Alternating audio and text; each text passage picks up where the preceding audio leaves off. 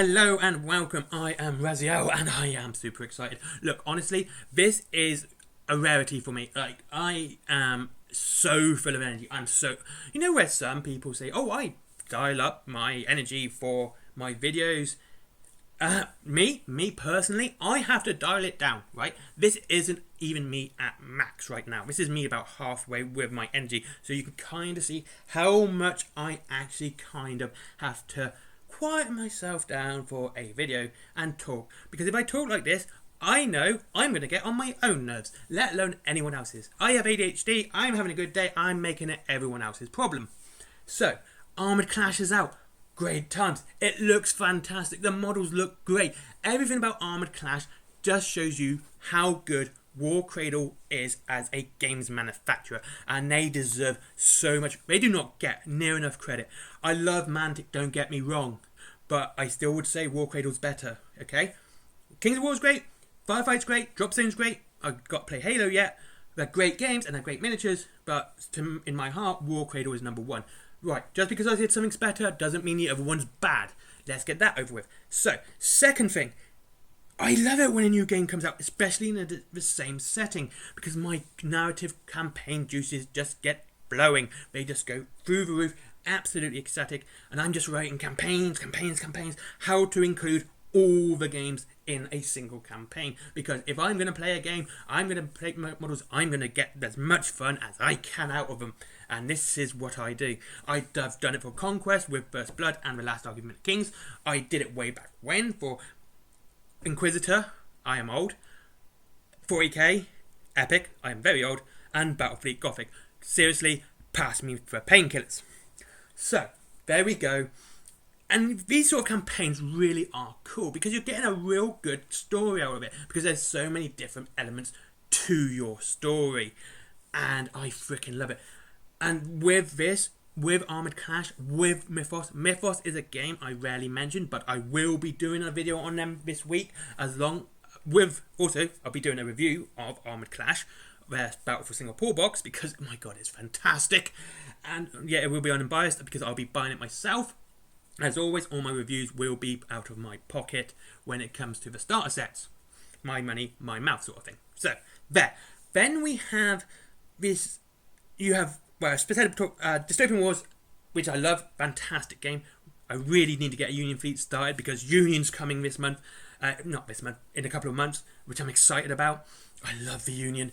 And Iron Horses and Iron Eagles will be part of those boxes. Absolutely love it. And Tesla bots, yay! And so, I need to get my Union fleet started. So, and finally, Wildest Exodus, right? Now, Wildest Exodus is going to be a bit of a problem with this campaign, but I will bring that up when I get to that video later on this week. I have the campaign story sorted, but I just got to talk about how to add everything to it. So, back to the video at hand. Now I've waffled on for almost half the video. Let's talk about what if you could put, let's put this down and on the table. What if you could play Armoured Clash and Dystopian Wars at the same time? Right, first problem would be scale. Armoured Clash is a bigger scale, funny enough actually, than Dystopian Wars. Fair enough, scale difference, that's a bit of an issue. Second issue would be water and land. Dystopian Wars, naval-based game, obviously lots of water, and Armoured Clash, land-based games, not a lot of water. So, there's two problems. Well, the second problem is easily got rid of because Dystopian Wars has a huge amount of flyers. Every faction has some fantastic looking flyers. You have the UF. I'm not going to give their real names at the moment because I'm just so excited about this Armoured Clash and all of this, okay? I just really love War Cradle and I'm going to completely forget the names or mess them up. So I'm going to give basic descriptions. You have the UFOs for the Enlightened. I'm sure the Watchers are somewhat upset about that. You have the Flying Dragons, the airships.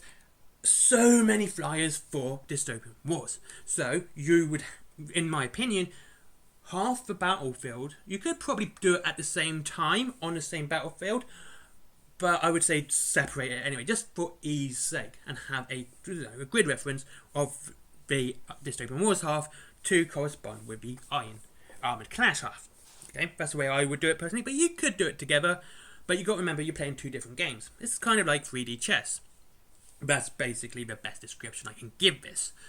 And there are, and they would be different objectives for both, but they could end up telling the same stories. So the objectives for Dystopian Wars may be like destroy a building, and the the objective for the Armoured Clash would be to take the building. So you'd have to think, do you want the objective points for Dystopian Wars, or do you want the objective points for Armoured Clash? Or maybe the Empire want to take the building, and the Crown want it destroyed. So there you have that. And what about the runes and stuff like that? That's another thing. Basically, same rules apply for Armoured Clash for, if people are in a building and it gets destroyed. Same rules apply, okay? Basically, you've got to take all the saves and hits and etc. just to make sure you survive. Very simple stuff. Then you could do morale. Morale is the one that really got me interested. Such as, if your troops for the Crown see an aircraft flying over, you get a morale boost. If your troops for the Crown see a big flying dragon flying over, they're probably going to crap their pants and could take a morale drop. However, if the aircraft destroys a dragon, it gets an extra morale boost. So basically, after the dragon is destroyed, which would have negated the morale boost for the aircraft, you would have now 2, basically +1/+1, to a morale boost for your troops down below, because for a single turn, because they've seen the dragon get destroyed. They also have the aircraft above them, and vice versa for the Empire. Obviously, it's kind of right itself. So, and the thing that really got me interested into this, and I've not been excited for a campaign book, army book, any sort of book like this for a long time, mainly because most of the games I play have free rules online, is that they are doing this. They've got a book coming out which has Armoured Clash and Dystopian Wars in it at the same time. And this really got me excited, because this is the sort of thing I love. I love it when game companies think about how they want people to play their games and tell their stories. Wargaming is always about telling stories. It doesn't matter which game you play, it's always about telling a story. This is kind of why I don't like tournaments, because it kind of takes the story element out of it. And that's what makes this get so good. The fact they're thinking about this.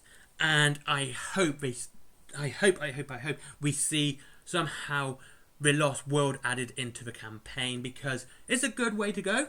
Wild West Exodus is a nice way, but I would say Lost World would be better, because it's one where all the factions are applied, which are part of Dystopian Wars and Armoured Clash. You've got the Crown, you've got the Empire, you have the Sultanate, the Commonwealth. They're all there.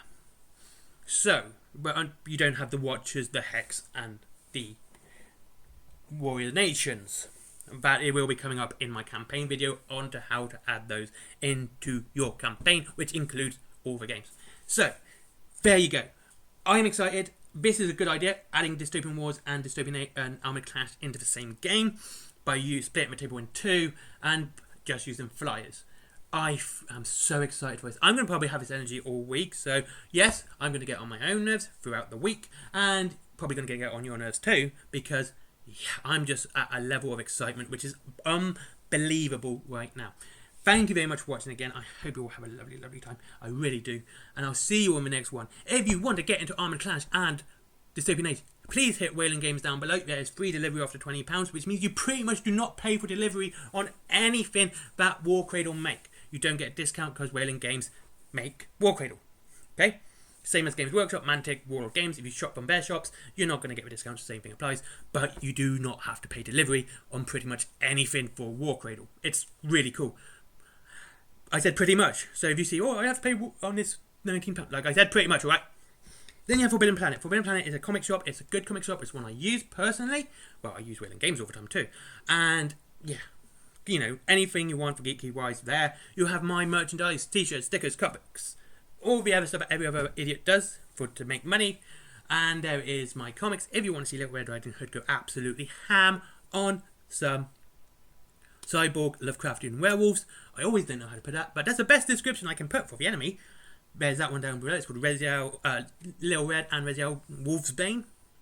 Then there is Skyforge. Never forget Skyforge, good friend of mine. Let's get him up in that Google algorithm. Finally, Patreon, because business. Bye-bye.